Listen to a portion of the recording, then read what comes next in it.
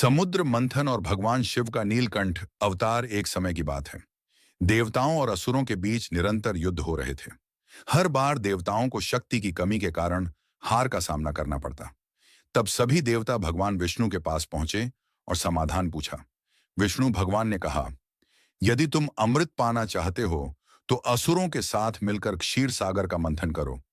उस अमृत को पीकर तुम्हें अमृत और शक्ति प्राप्त होगी। यह सुनकर देवता और असुर दोनों समुद्र मंथन के लिए तैयार हो गए। मंदराचल पर्वत को मंथन दंड और वासुकी नाग को रस्सी बनाया गया। भगवान विष्णु ने कच्छप कछुआ का रूप धरकर अपने विशाल कवच पर पर्वत को थाम लिया ताकि वह डूब न जाए। मंथन से निकले अद्भुत रत्न जैसे ही मंथन प्रारंभ हुआ, अनेक अद्भुत वस्तुएं समुद्र से निकलने लगीं। चंद्रमा, लक्ष्मी जी ऐरावत, हाथी कौस्तुभ मणि, कामधेनु गाय अप्सराएं, उच्चय श्रवा घोड़ा, देवताओं और असुरों में इन अद्भुत रत्नों को पाने की होड़ मच गई। हलाहल विष का प्रकट होना।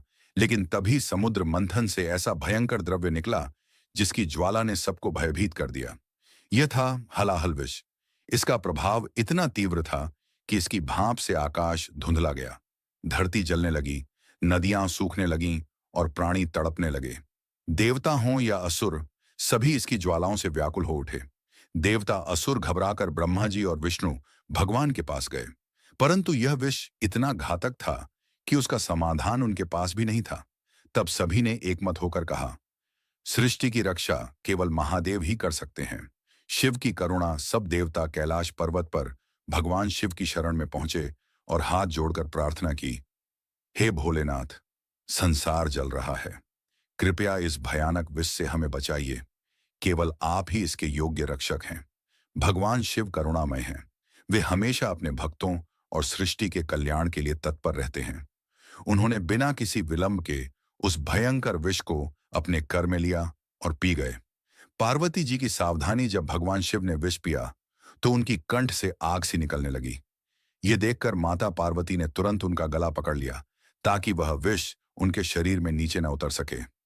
विष वहीं कंठ में अटक गया और उनके गले का रंग नीला हो गया। उसी समय देवताओं ने आसमान से पुष्प वृष्टि की और शिवजी का गुणगान किया। सभी लोगों में हर्ष छा गया क्योंकि सृष्टि विनाश से बच गई। नीलकंठ नाम की उत्पत्ति विष धारण करने के कारण शिवजी का कंठ नीला हो गया और वे नीलकंठ महादेव कहलाए। इस घटना ने दिखा दिया कि भगवान शिव अपने प्राणों की परवाह किए बिना संपूर्ण जगत की रक्षा के लिए हमेशा तत्पर रहते हैं। इस प्रकार भगवान शिव ने अपने अद्भुत त्याग, धैर्य और करुणा से त्रिलोक की रक्षा की।